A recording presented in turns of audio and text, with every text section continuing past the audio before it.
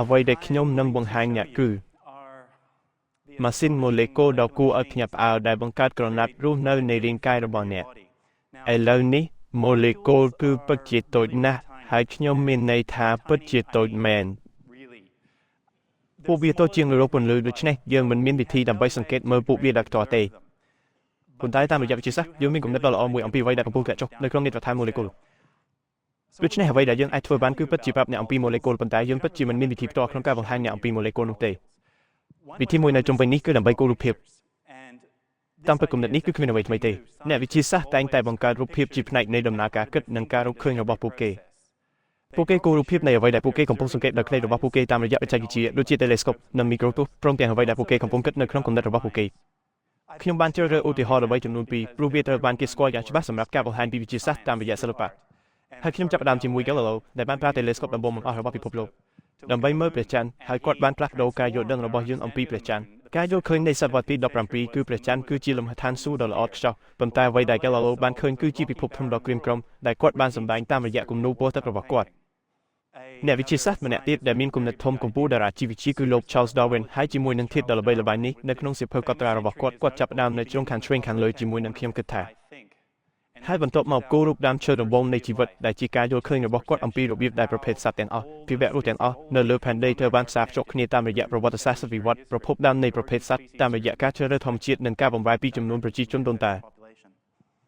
សូម្បីតែក្នុងនាមជាអ្នកវិទ្យាសាស្ត្រខ្ញុំធ្លាប់បានទៅបង្រៀនដោយអ្នកជីវវិទូម៉ូលេគុលហើយឃើញថាពួកគេមិនអាចយល់បានទាំងស្រុងជាមួយនឹងភាសាបច្ចេកទេសនិងភាសាដ៏ប្រណិតដែលពួកគេនឹងប្រើក្នុងការពិពណ៌នាការងាររបស់ពួកគេរហូតដល់ខ្ញុំបានជួបស្នាដៃសិល្បៈរបស់លោក David Goodsell ដែលជាអ្នកជីវវិទូម៉ូលេគុលនៅវិទ្យាស្ថាន Scripps ហើយរូបភាពរបស់គាត់គឺទាំងអស់អ្វីគ្រប់យ៉ាងគឺត្រឹមត្រូវវាជាទំហំទាំងអស់ហើយការងាររបស់គាត់បានបំភ្លឺឲ្យខ្ញុំនៅអ្វីដែលពិភពលោកម៉ូលេគុលនៅក្នុងខ្លួនយើងដូច្នេះនេះគឺជាការឆ្លងតាមរយៈឈាមនៅជ្រុងខាងឆ្វេងដៃខាងលើអ្នកមានផ្ទៃពោបៃតងលឿងនេះផ្ទៃពោបៃតងពណ៌លឿងគឺជាសារធាតុរ៉ាវនៃឈាមដែលភាគច្រើនជាទឹកប៉ុន្តែវាក៏ជាអង្គុបដែលប្រាំជាតិស្ករផងដែរអរម៉ូនប្រភេទនោះនិងតំបន់ក្រហមជាផ្នែកមួយចូលទៅក្នុងកោសិកាឈាមក្រហមហើយម៉ូលេគុលក្រហមទាំងនោះគឺអេម៉ូក្លូវីនពិតជាក្រហមនោះហើយជាអ្វីដែលផ្ដល់ពណ៌របស់វាហើយអេម៉ូក្លូវីនដើរតួនាទីជាអេប៉ូម៉ូលេគុលដើម្បីស្រូបយកអុកស៊ីសែននៅក្នុងសួតរបស់អ្នកហើយបន្ទាប់មកបញ្ជូនវាទៅផ្នែកផ្សេងទៀតនៃរាងកាយខ្ញុំបានបំផុសគំនិតយ៉ាងខ្លាំងដោយរូបភាពនេះជាច្រើនឆ្នាំមុនហើយខ្ញុំឆ្ងល់ថាតើយើងអាចប្រើ graphic computer ដើម្បីតំណាងឲ្យពិភពលោកម៉ូលេគុលបានឬអត់តើវានឹងមើលទៅដូចអ្វីហើយនោះហើយជារបៀបដែលខ្ញុំពិតជាបានចាប់ផ្ដើមដូច្នេះសូមចាប់ផ្ដើមនេះគឺជាដំណើរហើយវាជាទម្រង់ Helix ពីបែបបុរាណហើយវាមកពីគ្រីស្ដាល់កាំរស្មី X ដូច្នេះវាគឺជាគំរូត្រឹមត្រូវនៃដំណើរប្រសិនបើយើងស្រាយចំណងទ្វេហើយបន្លាខ្សែទាំងពីរនោះអ្នកឃើញវត្ថុទាំងនេះដែលមើលទៅដូចជាថ្មីទាំងនេះគឺជាអក្សរនៃកូដសែនដែលជាសែន 25000 ដែលអ្នកបានសរសេរនៅក្នុងដំណើររបស់អ្ន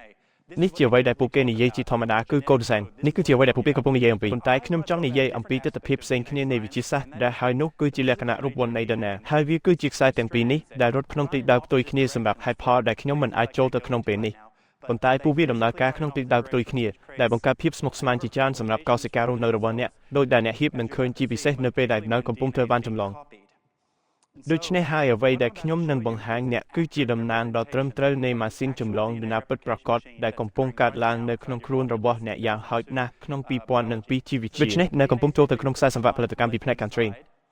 ហើយវាបានប៉ះពាល់ដល់ការប្រមូលនេះម៉ាស៊ីនជីវគីមីខ្នាតតូចនេះដែលកំពុងទាញខ្សែដំណើរនិងធ្វើច្បាប់ចម្លងពិតប្រាកដដូច្នេះដំណើរចូលមកហើយប៉ះនឹងរចនាសម្ព័ន្ធរៀងរួចនឹងរណាត់ Pro-Q នេះហើយវាទៅបានបំបែកជាពីរខ្សែរបស់វាខ្សែមួយអាចចម្លងបានដល់ផ្ទាល់ហើយវាទៅបានទេមើលឃើញថាសុទ្ធចុះទៅក្រោមនៅទីនោះប៉ុន្តែអ្វីមិនសាមញ្ញប៉ុន្មានទេចំពោះខ្សែផ្សេងទៀតព្រោះវាត្រូវតែចម្លងទៅក្រោយដូច្នេះវាត្រូវបានបោះចោលម្ដងហើយម្ដងទៀតនៅក្នុងបំពេញជុំទាំងនេះហើយចម្លងផ្នែកមួយនៅពេលតែមួយបង្កើតម៉ូលេគុលដំណើរថ្មីពីរឥឡូវនេះអ្នកមានម៉ាស៊ីននេះរាប់ពាន់លានឥឡូវនេះពាក់វាដោយខាងក្នុងអ្នកដោយចម្លងដំណើររបស់អ្នកជាមួយនឹងភាពស្មោះត្រង់ដ៏អស្ចារ្យវាជាតំណាងត្រឹមត្រូវហើយវាមានល្បឿនត្រឹមត្រូវសម្រាប់អ្វីដែលកើតឡើងក្នុងខ្លួនអ្នកប៉ុន្តែខ្ញុំបានបន្សល់ទុកនៅការកែកំហុសនៅរឿងមួយចំនួនទៀតនេះជាការងារការពីប្រហែលឆ្នាំមុនសូមអរគុណនេះជាការងារពីប្រហែលឆ្នាំមុនប៉ុន្តែខ្ញុំចង់បង្ហាញអ្នកបន្តគឺវិទ្យាសាស្ត្រដែលបានធ្វើបច្ចុប្បន្នភាពវាត្រូវបានធ្វើបច្ចុប្បន្នភាពបច្ចេកវិទ្យាដូច្នេះម្ដងទៀតយើងចាប់ផ្ដើមជាមួយនឹងដំណើរហើយវាមានភាពច្របូកច្របល់នឹងCOVIDនៅទីនោះដោយសារតែម៉ូលេគុលដ៏អស្ចារ្យដែលនៅជុំវិញនោះដែលត្រូវបានបញ្ចេញដូច្នេះអ្នកអាចឃើញអ្វីមួយដំណើរគឺប្រហែលពីណាណូម៉ែត្រឆ្លងកាត់ដែលពិតជាតូចណាស់ប៉ុន្តែនៅក្នុងកោសិកានីមួយនៃដំណើរនីមួយមានប្រវែងប្រហែល30ទៅ40លានណាណូម៉ែត្រដូច្នេះដើម្បីរក្សាដំណើរឲ្យមានរបៀបរៀបរយដើម្បីគ្រប់គ្រងការចូលប្រើកូដសែនវាត្រូវបានរំជុំវិញប្រូតេអ៊ីនពណ៌ស្វាយទាំងនេះត្រូវបានដាក់ស្លាកពណ៌ស្វាយនៅទីនេះវាត្រូវបានខ្ចប់ហើយខ្ចប់ទិដ្ឋភាពទាំងអស់នេះគឺជាខ្សែដំណើរតែមួយកញ្ចប់ដំណើរដ៏ធំនេះត្រូវបានគេហៅថាក្រូម៉ូសូម ហើយយើងនឹងត្រឡប់ទៅក្រុមម៉ូសូមវិញក្នុងពេលមួយនាទីយើងកំពុងទាញចេញយើងកំពុងពង្រីកចេញតាមរយៈរុននុយក្លេអ៊ែរដែលជីច្រកចូលទៅកាន់ផ្នែកនេះដែលផ្ទុកនៅទាំងអស់ហៅថា SNOL ទស្សនវិជ្ជាទាំងអស់នេះគឺអំពីតម្លៃជីវជាមួយជំនាញហើយខ្ញុំមានពេល7នាទីដូច្នេះយើងនឹងមិនអាចធ្វើដូច្នេះបាននៅថ្ងៃនេះតែខ្ញុំតែបានទៀតថាទេនេះជាវិធីដែលកសិការរស់នៅមើលមីក្រូទូពន្លឺហើយវាត្រូវបានគេថតក្រោមពេលវេលាដែលជាមូលហេតុដែលអ្នកអាចមើលឃើញពីសំសម្បត្តិនុយក្លេអ៊ែរខូចវត្ថុដែលមានរសាច់ក្រោបទាំងនេះគឺជាក្រូម៉ូសូមយើងនឹងផ្ដោតលើពួកគេឆ្លងកាត់ចលនាដ៏គួរឲ្យចាប់អារម្មណ៍នេះដែលផ្ដោតលើចំណុចក្រហមតូចទាំងនេះនៅពេលដែលកសិការមានអារម្មណ៍ថាវាត្រៀមរួចរាល់វានឹងបំបែកក្រូម៉ូសូមសំណុំដណាមួយទៅម្ខាងទៀតទទួលបានសំណុំដណាផ្សេងទៀតច្បាប់ចម្លងដូចគ្នាបែបបិទនៃដណាហើយបន្ទាប់មកកសិការបំបែកចុះកណ្ដាលហើយម្ដងទៀតអ្នកមានកសិការរាប់ពាន់លានដែលកំពុងដំណើរការនេះឥឡូវនេះនៅក្នុងខ្លួនអ្នកឥឡូវនេះយើងនឹងត្រឡប់មកវិញហើយគ្រាន់តែផ្ដោតលើក្រូម៉ូសូមហើយមើលរចនាសម្ព័ន្ធរបស់វាហើយពិព័រណ៍នេះអំពីវាដូច្នេះម្ដងទៀតនៅទីនេះយើងកំពុងស្ថិតនៅចំណុចអេក្វាត័រនោះក្រូម៉ូសូមតម្រង់ជួរហើយប្រសិនបើយើងនិយាយក្រូម៉ូសូមតែមួយយើងនឹងទាញវាចេញហើយពិនិត្យមើលរចនាសម្ព័ន្ធរបស់វា